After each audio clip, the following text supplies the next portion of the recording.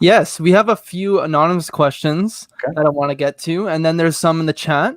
Okay. Um, but so the first one of the anonymous questions was someone that came on the show, and she just wanted to ask. I'm just gonna put up as a banner really quickly, right here. So my question is I believe in God and I feel I have a good personal relationship with Him. However, I suffer from depression and anxiety for most of my life. How do I let go and let God? And there's a little bit extra to the question to make That's a a little good more. start. That's good, though. Yeah. I don't know about you, Jay, but I want to jump all over that one. Oh, I was going to say this is a you answer for sure. Well, listen. So I suffer from anxiety, depression for a long, long, long time, and there was a lot of anxiousness and depression going through this relationship with God. I was going to grab it, Jay. I was going to have the book in front of me. I was reading a book called Outwitting the Devil by Napoleon Hill, and Jay says you got to read the Screwtape Letters. And so here's my answer to this. I think that number one is I would, and this isn't directed at just the person asking the question. This is for everybody. I would ask the question: are we talking about a relationship with God? Or are we talking about religion? So I would take religion out of it completely, because I think, in my opinion, I think that religion can definitely put some pressure on you. I remember reading a book by Neale Donald Walsch, Conversation with God. He said a couple things God wants to know. He doesn't want anything from you, and he doesn't need anything from you. And so I would take the religion out of the conversation or the question. And this notion of the Screwtape Letters, what I discovered is that this brings sort of mindset and theology or science and theology or God and you together. Your ego is at play. I call it your false self, your mistaken identity. If you're talking from a spiritual perspective, it's the enemy. I remember Jay, he mentioned the enemy. I don't want to scare you, Doug, but he mentioned this enemy thing. Okay, I'm not scared, but maybe I would have been scared. Anyway, this book called The Screwtape Letters was by C.S. Lewis, the Narnia movies. And Uncle Screwtape is a demon that works for the devil. And he writes letters to his nephew Wormwood. And he's mentoring Wormwood, who's another demon, on how to keep the patient, the human, away from God, away from relationship with God and what God wants. And so I believe there's a couple things going on for people, at least for me anyway, is that people are locked in an emotional prison of anxiety and depression because they're walking around with a false image of who they really are. You were created in God's image, but you were brought up and you were programmed and raised to believe certain things about you.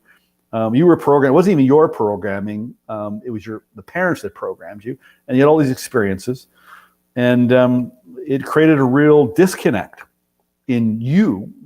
The essence of who you really are. And I think at the same time, from a spiritual perspective, your ego, the enemy, the false self, is constantly trying to keep you away from who you are, what you want to do, who you want to be. It kept me away from this show. For Tyson 2 years ago had this idea. And a similar idea. Anyway, so I think you got to take religion out of it. And you really have to understand what actually causes anxiety and depression. That's the other thing I found out. Very few people understand the true cause of anxiety and depression. For most people, it's what's going on inside that's just not true. You think it's true. You believe it's true. You'll fight me all day long telling me it's true, but it's not. And you only believe it because it was handed to you and adopted by you.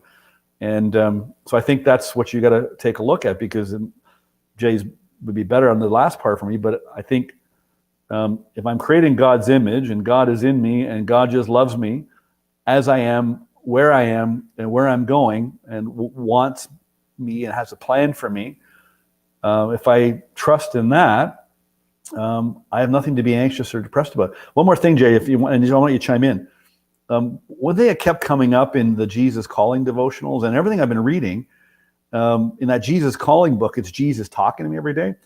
And he's saying, stay here in the moment.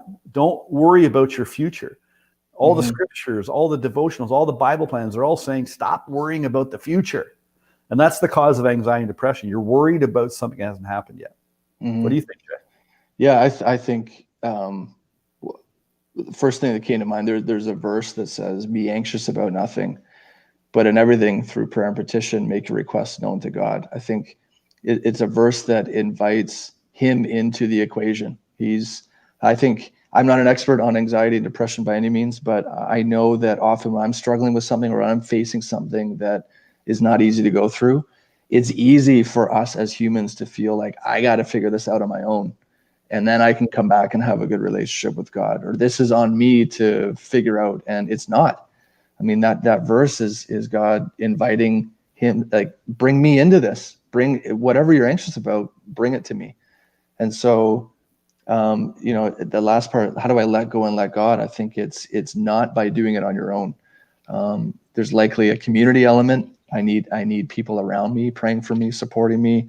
I need people that I can be honest about, that I can be real with. But it's also why not invite Him into it and admit, hey, I'm anxious and I'm depressed. There's certain things I'm struggling with. Can you help me in dealing with those?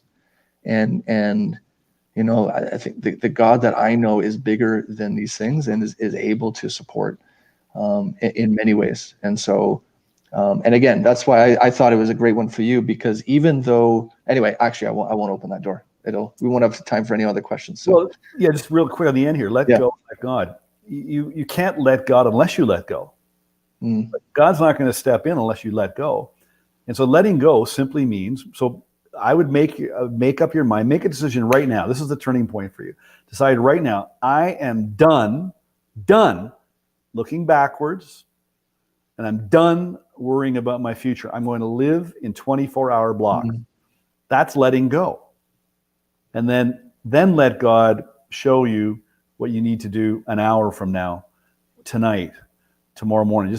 And those are just a rule you make up, a decision and a rule. And if you follow that, even for give God 30 days where you just let go.